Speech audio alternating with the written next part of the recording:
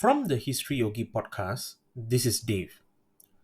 Building opposition pre-electoral alliances significantly enhances the chances of opposition victory against dominant incumbent autocrats. But opposition parties, including in Singapore, frequently find it difficult to make the costly compromises necessary for inter-party cooperation. So when and how do opposition parties build pre-electoral alliances? Today, we speak to Assistant Professor Elvin Ong from the National University of Singapore about his new book, Opposing Power Building Opposition Alliances in Electoral Autocracies. Okay, thanks very much, Elvin, for joining us today. To start off, what prompted you to explore the dynamics of opposition alliances in Asia? Thank you for having me, Dave.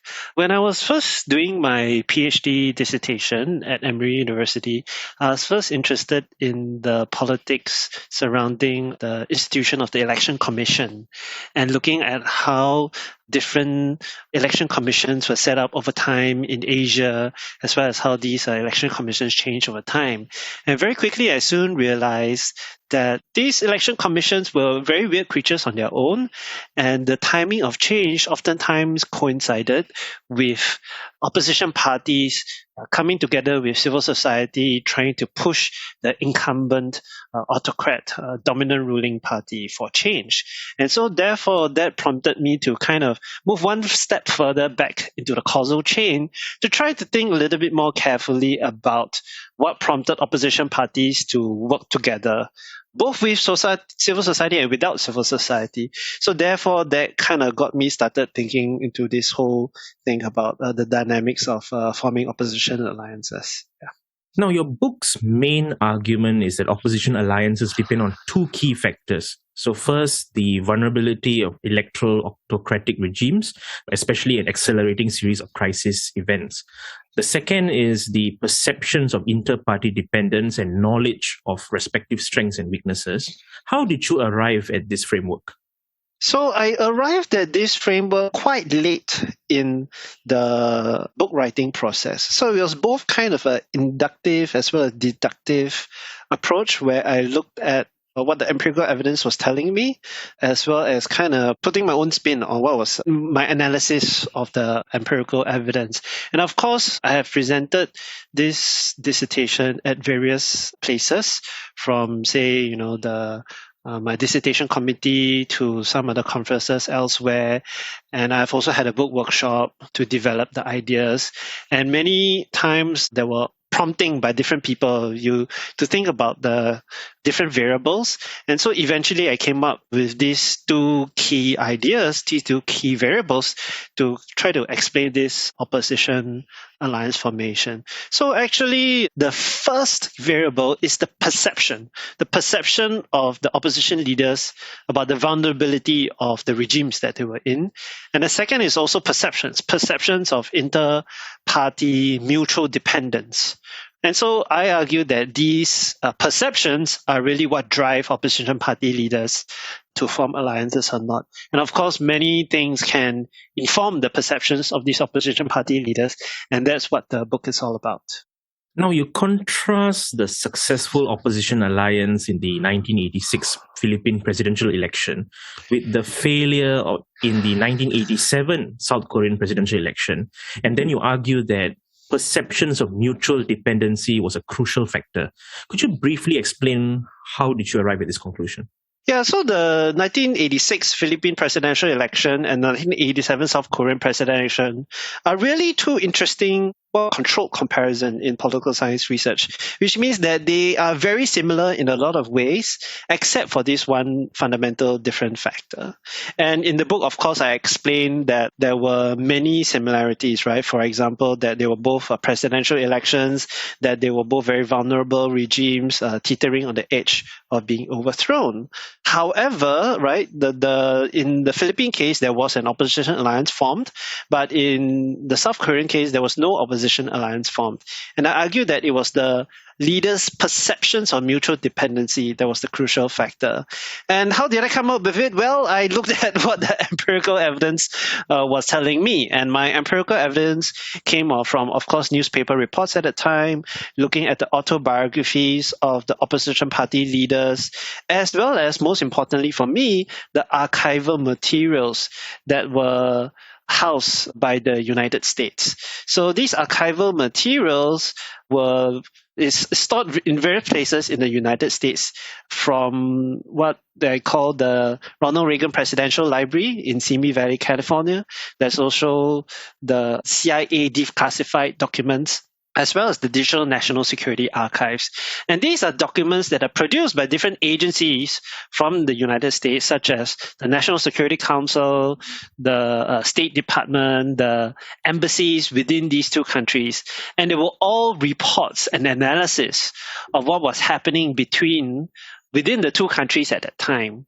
Right. So, for example, wherever there was an embassy report written by a diplomat in the Manila embassy or the Seoul embassy, they would send it back to the State Department, and this would be captured in the archives. And from these archives, what I was reading was that, well, the Philippine opposition were really cognizant about how they were mutually dependent on each other. So the two opposition leaders at that time were Corazon Aquino and Salvador Laurel, and they had very good information about each other, about who was stronger or weaker than each other in what areas. So we clearly see from the archival material as well as the autobiographies that Corazon Aquino knew that she was a very popular politician, but she was also a very inexperienced politician. She did not know how to work a political machine, right? Whereas Salvador Laurel, he was a very seasoned traditional political operator, but he was not very popular amongst the masses. So both of them knew that if they combined their strengths and weaknesses together, they could mutually complement each other. And therefore, the sense of the logic of forming an alliance to patch their own strengths and weaknesses really made a very strong case, right? But in the South Korean case, the two opposition leaders were Kim Dae-jung and Kim Yong-sam. And obviously, at that time, there was also a lot of contest between the two about who was stronger or weaker to try to be the main presidential candidate. The difference with the South Korean case is that both opposition party leaders in South Korea did not really perceive their mutual dependence with each other. And that's because they were really actually trying to boost their popularity with the masses, right? Both of them were very popular amongst the masses, it seemed. So wherever they held rallies, there would be a lot of people turning up. Wherever they made speeches and campaigned around the country, there would be lots of popular support for them. And both of them were traditionally known opposition party leaders. They both had their own elite networks. And therefore, it seemed like both of them had the sense that they could win on their own, and they didn't perceive that they needed each other's help to win. And so because of that, I came up with the idea and argued that this idea of perceptions of mutual dependency is really a crucial factor in determining whether there was alliance formation or not. Now, you mentioned earlier that you relied quite a bit on American diplomatic sources. In what ways were they different from, say, sources in Korea or the Philippines? Well, unfortunately, I could not do any field research in Korea and Philippines at all because of the pandemic. So there was no travel allowed into those countries over the past 2+ years. So what I really had to do was to rely on the archival research that I had to do in the United States. And I guess the key main difference from a historian's perspective, right, is that the United States were both in these two countries as a kind of third-party actor that was very strongly invested in those two countries. Now, you would recall at that time in the late 1980s, the United States had military bases in these two countries, and these two countries were kind of at the forefront of the United States anti-communist bulwark, right, against both China as well as the communists in Southeast Asia. And so the US devoted a lot of resources towards bolstering their knowledge of these two countries, to try to have very good knowledge with the political elites as well as have an analysis on the masses. And therefore, I thought the American archives would be a very kind of strong, objective, impartial, kind of third party assessment about what was going to happen on the grounds. Because if you I haven't actually investigated this, but if you actually go to the Korean archives, if you go to the Philippine archives, these archives may be colored by the biases of the political actors at that time. So the American archives really provide us with a kind of third-party window into what was happening in a very interesting period in world history, as well as in those two countries. Now let's focus on Malaysia and Singapore now, two countries that people frequently like to compare with each other. Now, why are historical differences in their political systems important to understanding the divergence in the success of the opposition? Yeah, I think historical differences in these two countries are really crucial to important, particularly historical differences with regards to the development of political party systems, right? So, for example, in Malaysia, what we know is that the dominant Barisan National Coalition has really been dominant for a very long time because of the inter-ethnic accommodation between the three major races, as well as the way the political party system is set up. So the Barisan Nasional consists of UMNO, the United States National Organization, consists of the MCA, the Malayan Chinese Association, as well as MIC, the Malaysian Indian Congress. And these are ethnically homogeneous political parties. They have come together to try to dominate the political system and to govern the country, right? So Malaysia's political party system has always developed on the basis of this inter-ethnic accommodation, but always with the idea that race and religion is always in the background.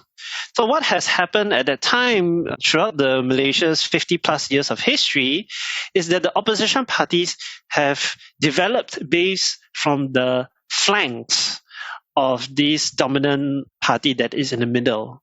Right. So the DAP, the Democratic Action Party, has come from, if you will, the left flank of the BN, and this left flank appeals to the Chinese and ethnic Indian minorities who wish for no dominant Malay kind of inter-ethnic accommodation.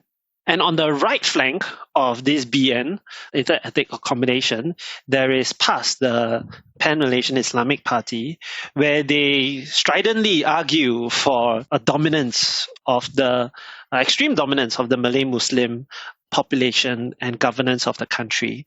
So you really have a kind of ideological spectrum, right? Where the BN is squarely in the middle of inter-ethnic accommodation and peace, whereas DAP and PAS on the left and right flanks. Whereas in Singapore, we do not base our political party competition on race and religion. Actually, what has developed in Singapore is a political competition model that is based on what we call valence.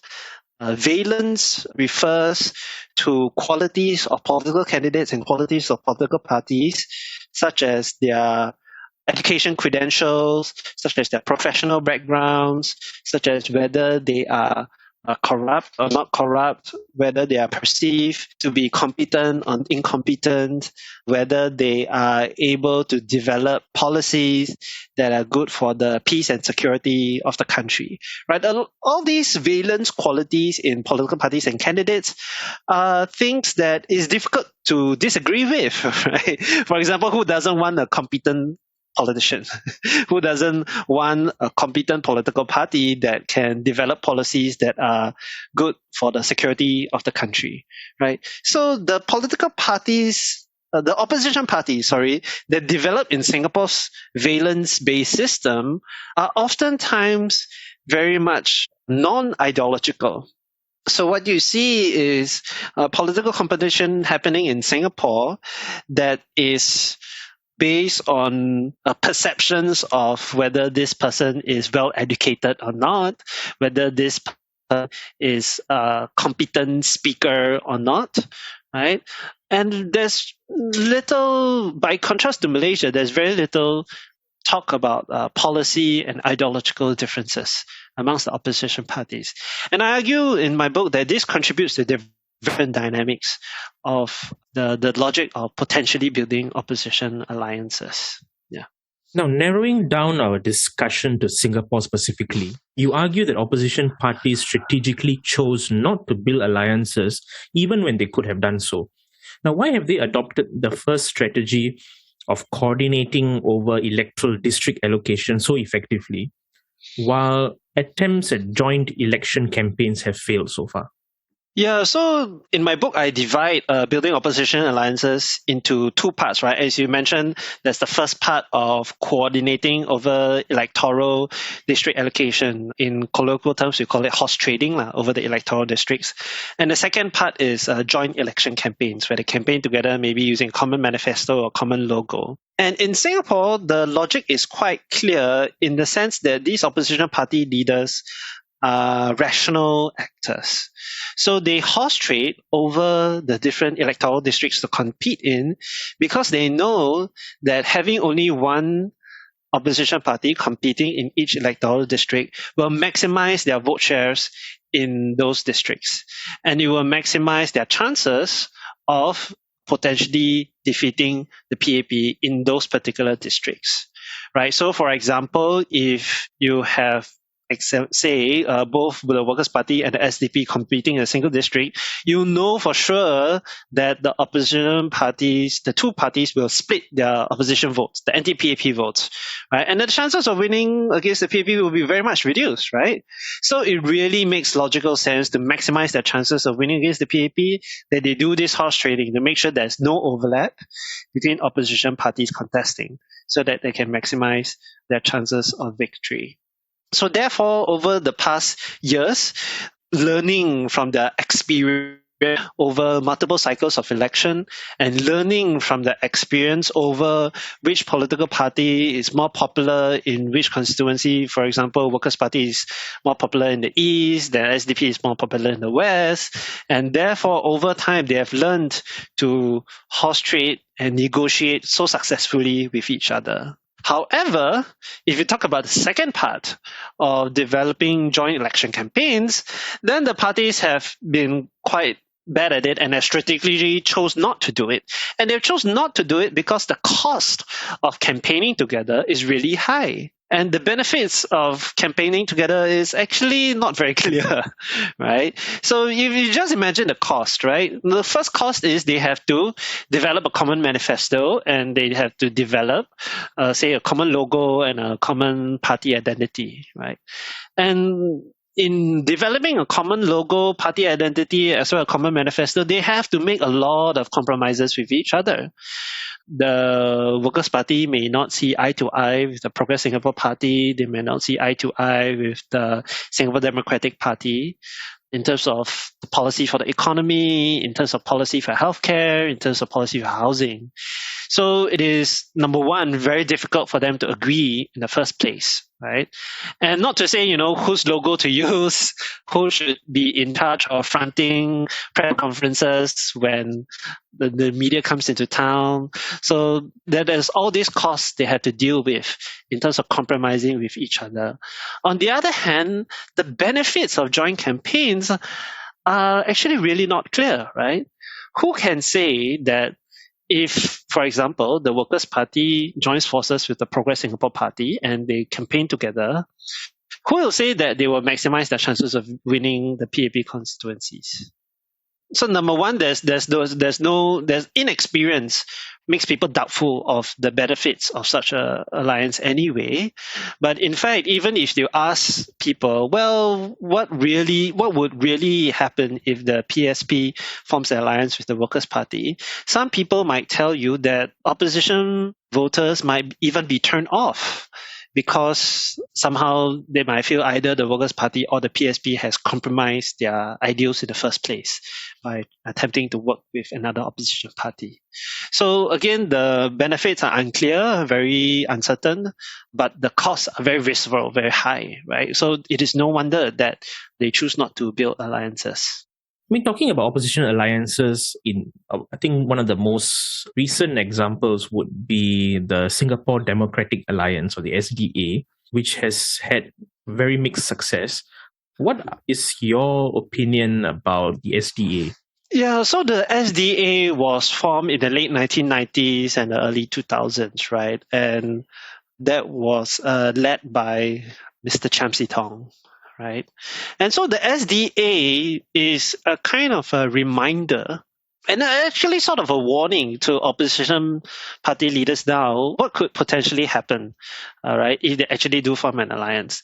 The wrinkle with SDA was that when they came together, it was really very small opposition parties coming together, and that did not include the major opposition parties. They did not include the SDP at that time. They did not include the Workers' Party at that time.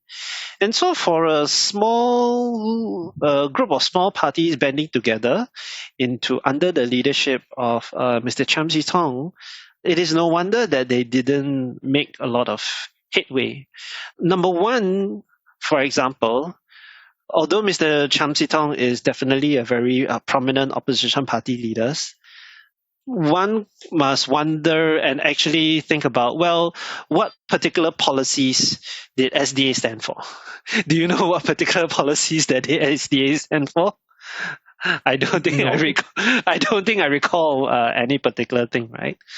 Number two is, beyond Mr. Cham Si Tong in SDA, were there any other prominent leaders who came to the fore, right? Who could build on the SDA brand name to expand SDA's reach to Singaporeans? Do you remember any other opposition leaders besides Mr. Cham Si Tong? No. Right. So you being a master's thesis of master's student of history of Singapore already do not know the answer to those questions, right? What more the average person along the streets of Singapore? Right. So I think we have to be a little bit more circumspect about the influence and what we can learn from the SDA experience. If anything, I think SDA's experience of not building on their successes has kind of made opposition party leaders become more wary about the potential benefits of building opposition alliances, because they just look at SDA and say, well, that didn't really do a lot of good for them. They didn't really actually bolster their strength. So what's the use of forming an alliance anyway, right? One of the areas that you suggest further research be conducted is what happens after an opposition alliance actually wins the election. Now, what early data has Malaysia's Pakatan Harapan coalition indicated to you so far? Well, that is a very good question, which is what I'm trying to work on. So for your listeners who are unfamiliar with the dynamics of Malaysian opposition party politics, the Malaysian Opposition Alliance is known as the Pakatan Harapan Alliance, and they defeated the ruling dominant Barisan Nasional Alliance in 2018, right, in the May 2018 elections. And so they were in government for 22 months, during which, after 22 months, there were some internal defections which led to another government being formed. But for those 22 months, the Malaysia's Pakatan Harapan coalition, after they won victory, actually was mired in a lot of developmental difficulties, a lot of what people might say growing pains, right?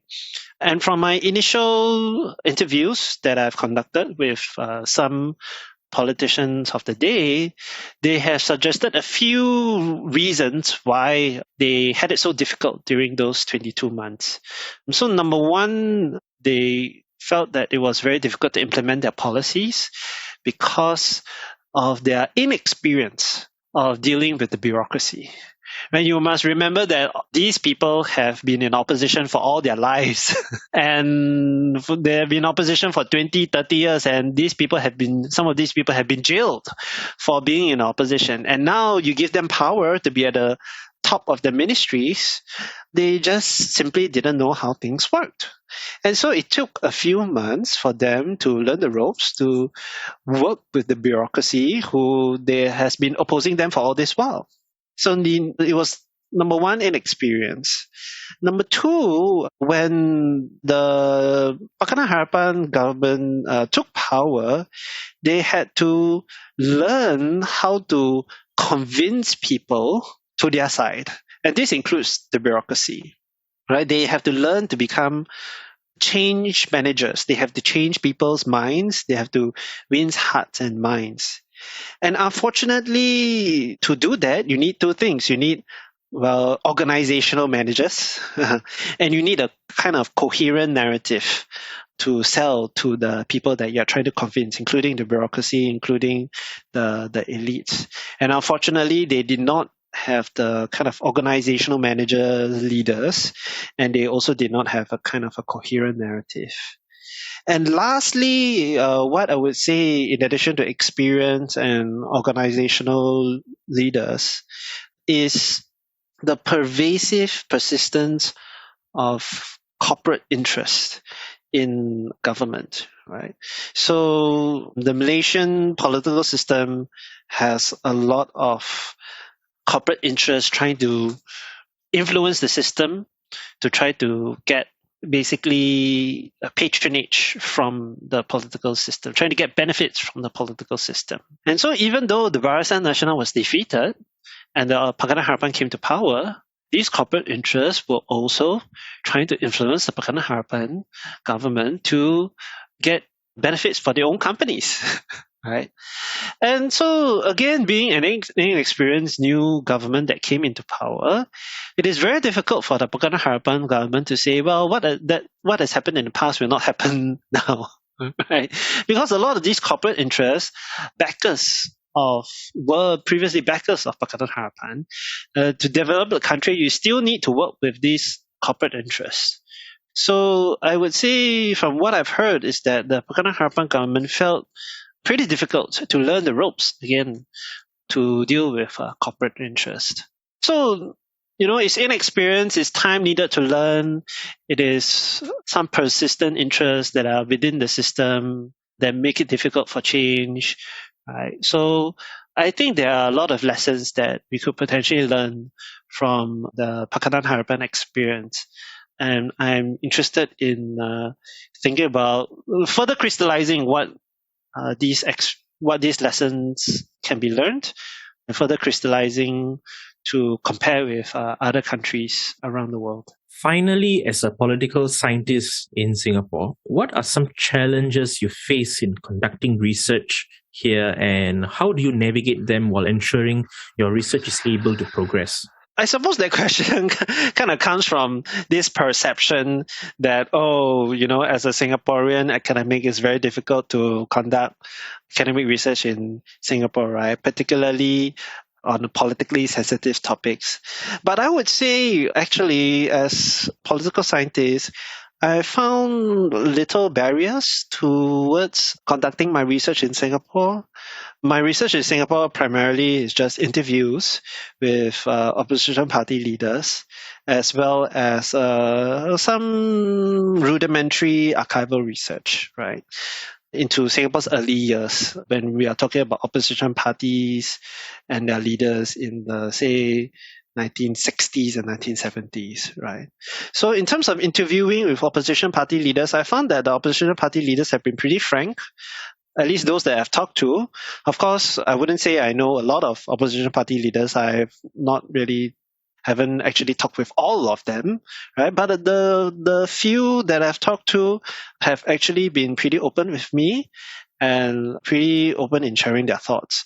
Of course, the most important thing that will have to take note of is their privacy as well as confidentiality of the things that they say to me.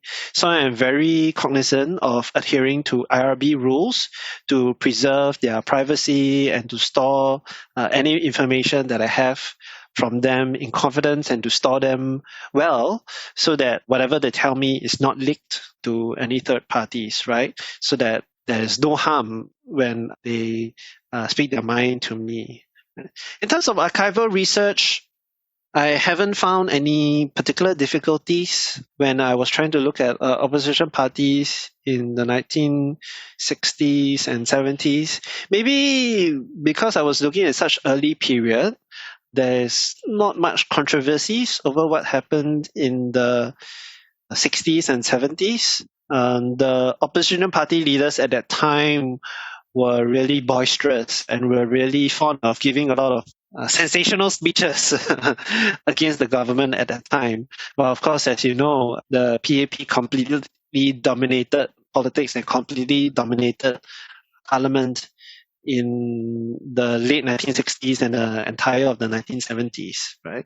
So whatever I found was basically old newspaper clippings of opposition parties' leaders' speeches, as well as some embassy reports of how these opposition party leaders were not very trustworthy and coherent in the first place, right? So just now I mentioned about using American embassy reports to analyze what was happening in Philippines and South Korea. I also looked at American embassy reports as well as Australian embassy reports of the conversations they were having with opposition party leaders in the 70s and 60s.